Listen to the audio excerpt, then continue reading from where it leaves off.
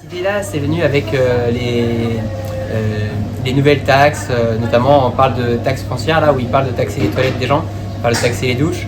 Et en fait, on se rend compte que les gens, ils ont de plus en plus de mal à joindre les deux bouts avec tout ce qui est inflation, l'augmentation des taxes, les salaires qui ne suivent pas forcément derrière. Et donc tout devient difficile, tout devient trop cher, un caddie de course devient un peu hors de prix. Et en parallèle de ça, on a les grandes surfaces qui s'amusent à faire du pain à moins de 30 centimes. Et du coup, on a du mal, nous, les boulangers, à justifier le prix, quand à côté, les grandes surfaces font des prix très très bas. Donc du coup, on commence à avoir des plaintes des gens qui trouvent que le pain est devenu trop cher. Donc pour pallier à ce problème-là, on a décidé de laisser aux gens l'occasion de fixer eux-mêmes le prix du pain pour pouvoir répondre au mieux à leurs besoins, quoi. Parce que c'est pareil, c'est sûr que quand on paye une tradition à un certain prix, à un moment donné, ça pèse dans le budget. Durant tout le mois de novembre, on a mis le pain à tarif plein, les baguettes et les traditions. Donc on a laissé le choix aux gens de payer le prix qu'ils voulaient pour leur pain. Donc c'était entre... en fait, on a mis une fourchette. La tradition, par exemple, qui était à l'époque à 1,40 €, on pouvait la payer entre 1,20 € et 1,60 €. De manière à ce que chacun puisse mettre le prix qu'il estime le plus juste. Et puis voilà. Donc certains ont mis le prix le plus bas parce qu'ils n'avaient pas les moyens, parce qu'ils venaient faire comprendre que le pain était bien trop cher.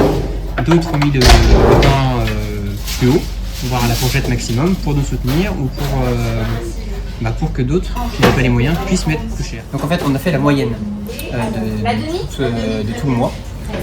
Et donc la moyenne qui était aux alentours de 1,15 € pour la baguette et 1,35 € pour la tradition. Et on a descendu à la fourchette à l'avantage du client. C'est que la tradition aujourd'hui est à 1,30 € et la baguette à 1,10 €. Et donc c'est des prix qui vont rester bloqués à ce niveau-là parce qu'il y a soit une trop grosse augmentation qu'on doit répercuter, voilà. Mais sinon on n'augmentera pas le prix sans raison. Les clients ont eu beaucoup de mal au début parce qu'ils ont du mal à comprendre pourquoi est-ce qu'on faisait ça. Certains y ont vu une tentative de monter les prix derrière, alors que c'est pas du tout le cas, quoi. Donc il a fallu expliquer. Ça a été compliqué un peu au début, mais après ils ont fini par comprendre et on a eu de bons retours, en tout cas sur une globalité des clients, sur l'action qu'on a menée. C'est important que les gens sachent que dans le prix d'une baguette, on rémunère un agriculteur, un meunier et un boulanger. C'est quand même 3 corps de métier.